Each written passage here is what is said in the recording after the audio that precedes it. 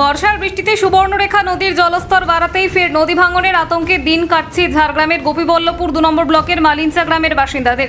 নদীর পাড়ে নতুন করে ভাঙন শুরু হওয়ায় বহু পরিবারের মধ্যেই চরম উদ্বেগ তৈরি হয়েছে। গত বছরে এই এলাকায় ব্যাপক নদী ভাঙনে বাড়ি, ক্লাব, পার্ক, আমবাগান ও খেলার মাঠ নদীগর্ভে তলিয়ে যায়। পরিস্থিতি পরিদর্শনে এসে তৎকালীন সেচ মন্ত্রী মানস ভূঁইয়া স্থায়ী প্রতিরোধের আশ্বাস দিলেও এখনো প্রকল্পের কাজ শুরু হয়নি। আপাতত বালির বস্তা ফেলে অস্থায়ী ব্যবস্থা করা হলেও তা পর্যাপ্ত নয় বলে অভিযোগ স্থানীয়দের।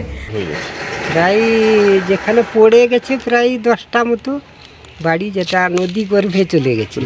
হ্যাঁ, কতটা নদীর ক্ষয় হয়েছে? কত কত মিটার? প্রায় ধরুন যেটা হয়ে যাবে 500 ফুট, 500 ফুটের উপর হবে।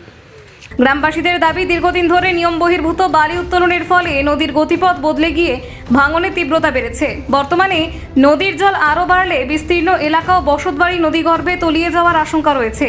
তাই অবিলম্বে স্থায়ী নদী ভাঙন প্রতিরোধ প্রকল্পের কাজ শুরু করার দাবি জানিয়েছেন মালিঞ্চার বাসিন্দারা। আমাদের বাড়ির কাছে মানে গত বছর মানস ভূঁইয়া এসেছিল। আচ্ছা, আসার পরে বললো এনি টাইম কাজ হয়ে যাবে, কোনো অসুবিধা নেই। আর তারপরে কাজ হতে বলে যে তানকার সঙ্গে যে আছে ডিএম যে আছে, বললো কাজ হয়ে যাবে, সব ঠিক আছে। দিয়ে কাজ তো হলো না, কিছু হলো না। এই যে বালি বস্তা দিল, সাদা বস্তা মানে কালো বস্তা দেবে বলেছিল, সাদা বস্তা দিল, তাও ফেটে চলে যাচ্ছে সব। দেখে তারপরে কি হলো, এখন এই বস্তার কোনো লেভেল নেই, নদী চলে আসছে ভেঙে, ঘর তো পড়ে যাবে এবারে, সব ধসকে হয়েছে। কিন্তু কাজ তো মানে 3 মাস বললো যে এনি টাইম 3টা কন্ট্রাক্টর ধরেছে, কাজ হবে, কিন্তু হয়নি কিছু কাজ। কতদিন ধরে সমস্যা চলছে?